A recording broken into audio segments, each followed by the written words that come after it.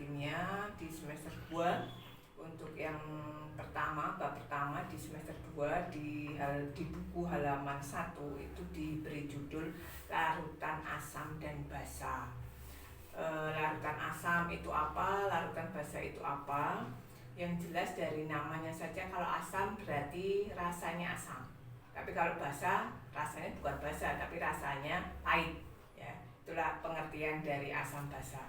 Kemudian untuk pengertian asam basa, jadi yang pertama kita akan membahas pengertian asam basa dulu. Asam basa itu apa? Untuk pengertian asam basa nanti akan dibahas 3 teori seperti di halaman 2. Itu yang pertama, teori asam basa yang diungkapkan oleh Arrhenius.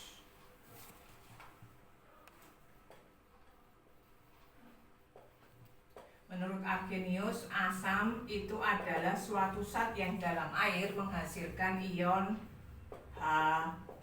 Itu ciri khas asam menurut Arrhenius. Contoh, misalnya HCl dengan nama asam klorida. Ya, asam klorida.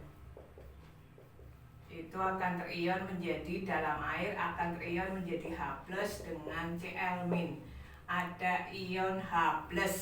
Karena menghasilkan ion H+, maka dia bersifat asam. Kemudian yang kedua, pengertian basa menurut Arrhenius itu adalah suatu zat yang dalam air akan menghasilkan ion OH-. Contoh, NaOH.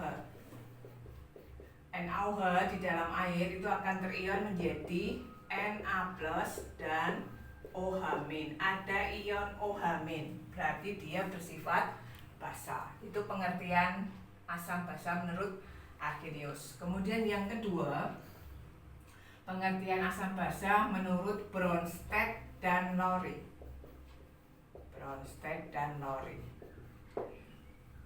Pengertian asam itu adalah suatu zat yang bertindak sebagai donor atau pemberi ion H+. Ya, pemberi ion H+. Ion H+-nya itu disebut dengan istilah proton, donor proton. Itu pengertian asam menurut Bronsted.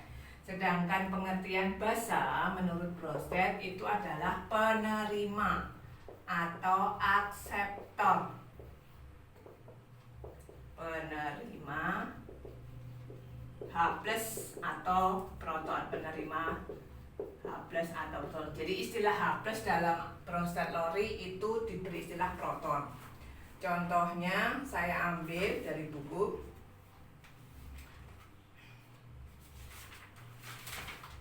halaman 4. Ya, saya ambil dari buku halaman 4, HNO3 dengan H2O. Ini setimbang reaksinya menjadi H3O+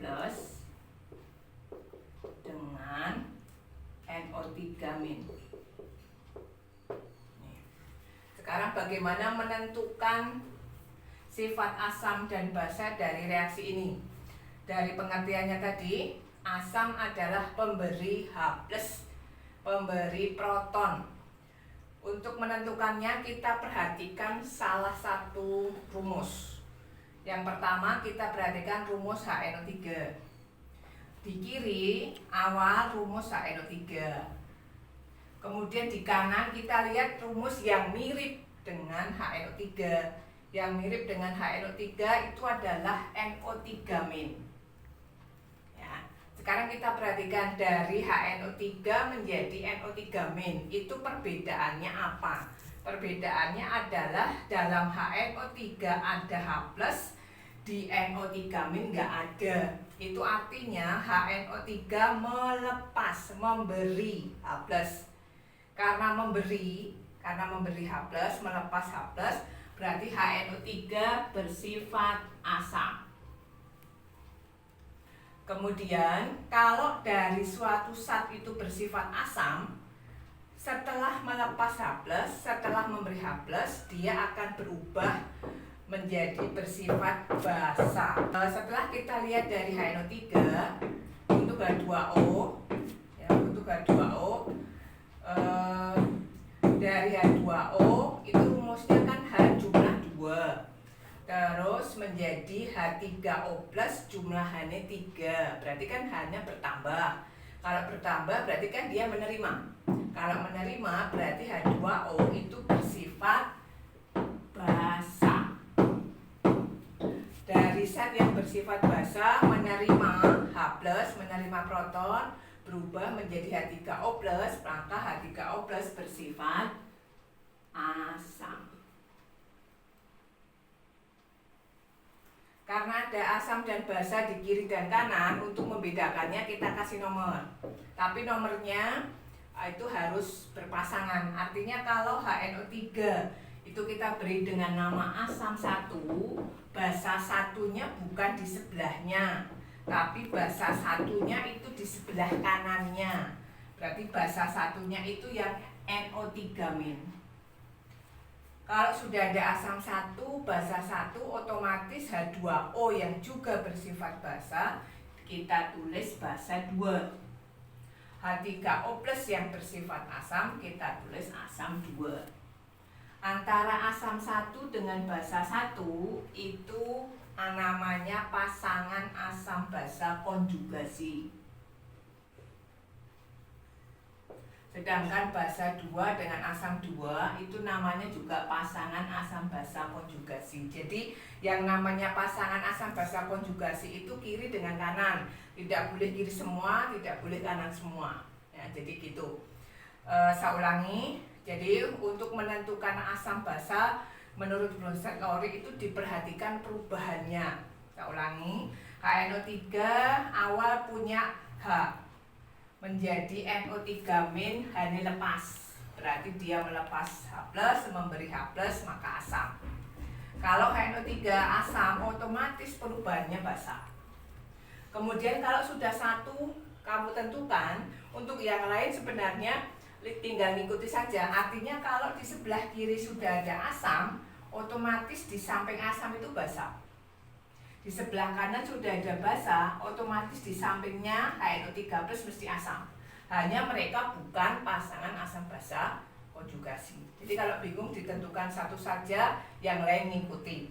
Ya, HNO3 asam, maka H2O pasti basa. HNO3 asam melepas H+ berubah menjadi NO3-. Maka kalau awalnya asam berubah itu pasti menjadi basa. Kalau sebelah kanan sudah ada basa, otomatis di samping basa itu mesti asam.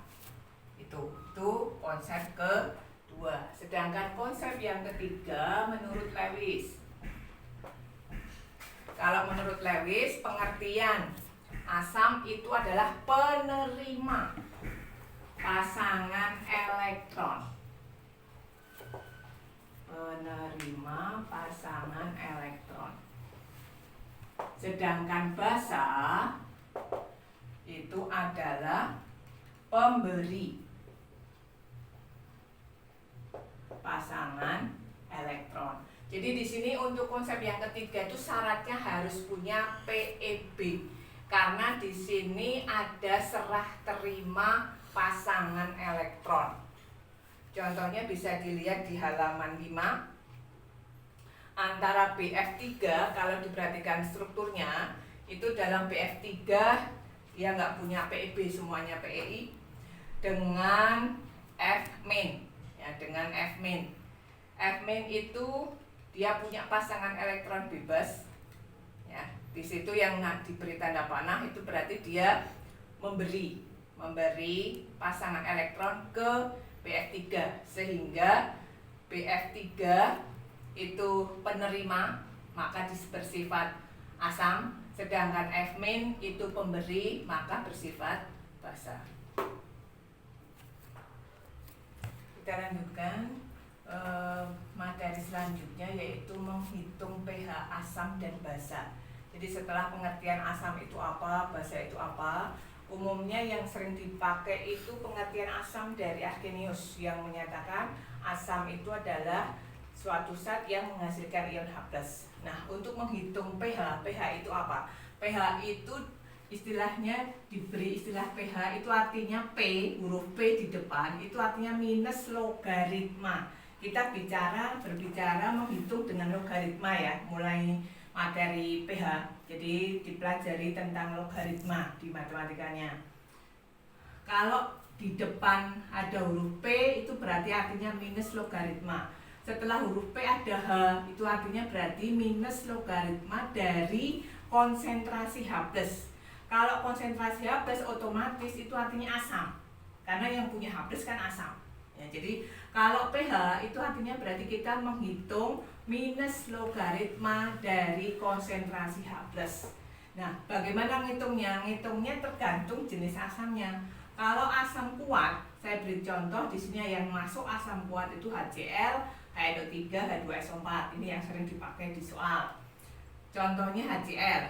Kalau asam kuat itu terion sempurna, tandanya satu panah menghasilkan H+ dengan Cl-. Nah, konsentrasi H+ dalam asam kuat itu dihitung dengan rumus sama dengan X kali M. Dengan X itu adalah jumlah ion H+. Jadi kalau HCl terion menjadi H+ dan Cl-, maka X-nya sama dengan 1 karena jumlah ion H+-nya 1. Sedangkan M itu molaritas. Ya, molaritas berarti mol per volume. Contoh, berapa pH larutan HCl? 0,1 molar. Ini sudah molaritas. HCl asam kuat. Berarti kalau ditanya pH, kita hitung dulu konsentrasi H+-nya. Ya, kita hitung dulu konsentrasi H+, asam kuat, X kali M.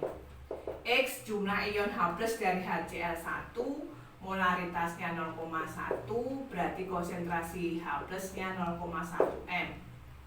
Setelah kita hitung H+, baru kita hitung pH. Dengan rumus pH sama dengan min log H+.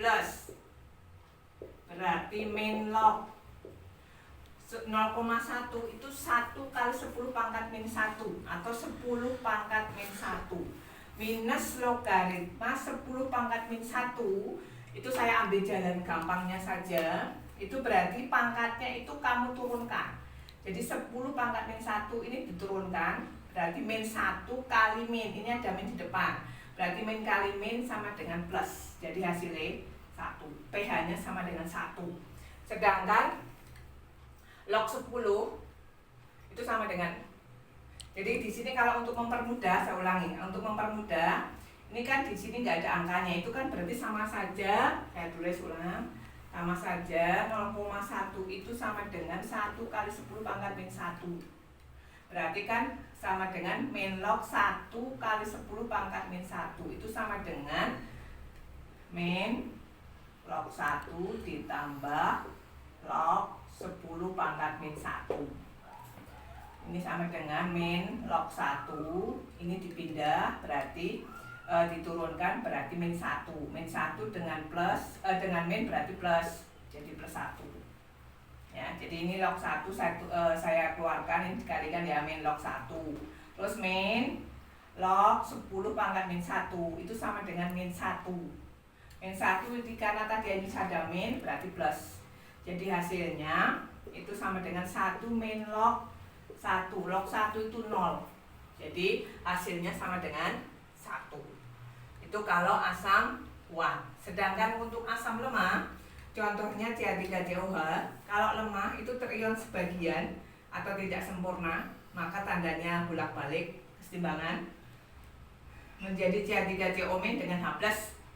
Ya, dengan dirumuskan H+ sama dengan akar Ka kali Ma. Ma itu molaritas asam, Ka itu tetapan kesetimbangan asam. Di soal nanti ada contoh, berapa pH larutan CH3COH 0,1 M dengan Ka 10 pangkat min 5.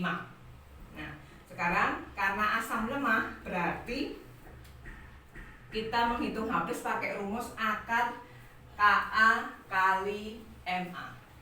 Saya tulis atas.